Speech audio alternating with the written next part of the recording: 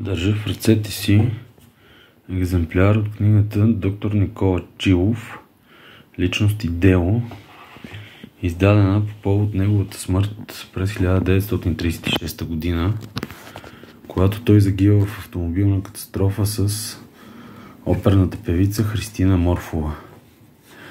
Книгата е в прекрасно състояние за времето си. Близо около 90 години, подвързана.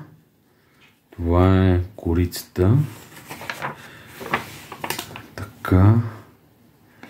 Книгата разполага с богат снимков материал и основно представлява събрани животописни очерци, сведения за доктор Никола Чилов и неговата дейност, спомени за него, както и информация за завода в Костинброд, разбира се. Като споменах, изданието е автентично, ценно и започва най-нормално с неговата майка, след което е поместен портрета на неговият баща Чило Николов.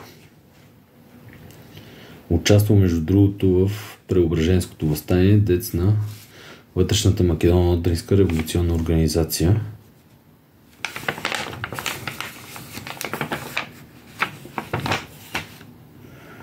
История, къде е учил, как се развива неговия житейски път. Никола Чилов след завършването на училището в Чепеларе, то от Славейно, Родопите. Така, делото на доктор Никола Чилов. През изтеклата 36-та година България загуби един от своите важни дейци в областта на стопанството. Доктор Чилов беше в пълния смисъл творец на стопански блага. Неуморим и необикновено деятелен, той непрекъснато, година след година, изграждаше голямото индустриално предприятие в Костинброд. Започвато в малък мащаб малко преди Балканската война в 1911 година, като работилница за добиване костен клей, известен като туткал. Тоест след 25 годишно съществуване, то представлява най-големият индустриален център на България. Ценното на този комплекс от фабрични заведения е неговият чисто местен български характер. Индустрията му преработва изключително местни сурови материали. Второто ценно нещо в това предприятие е, че то е чисто национално и по вложените в него капитали. Това е част от думите на професор Иван Странски за Чилов. Половин ден във фабриката за химически произведения.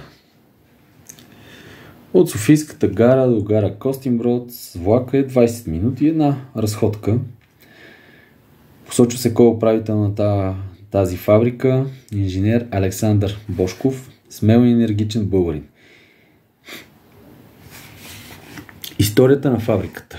Историята на фабриката, тук се посочва датата, 14 август 1912 година. 31 януари 1914 нараства капитала. Наименованието на фабриката е било Анонимно дружество за производство на туткал и химически торове. От тая дата насам фирмата на фабриката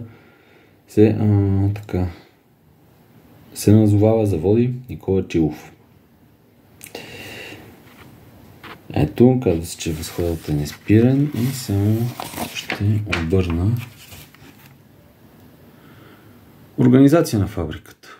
Отдел за екстрахиране, отдел за втвърдяване на растителни масла, отдел за сапун за пране, отдел за глицерин, отдел за тоалетен сапун, отдел за парфюмерийни изделия, отдел за консистентни и текстилни масла, отдел за кожен и кокален туткал, отдел за приготвяне на изкуствени торове, отдел за приготвяне брикети от слънчогледови трици за фураж на добитък, специална работилница,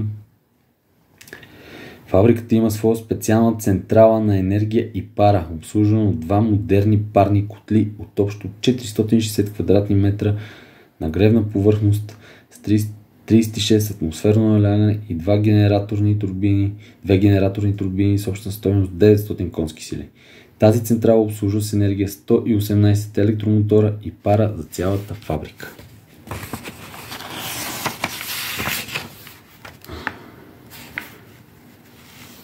Общо взето,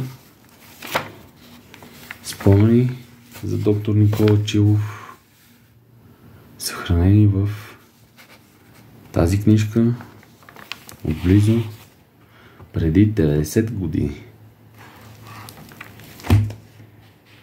Ако някой се интересува, може да потърси в интернет за повече информация или да прочете на сайта.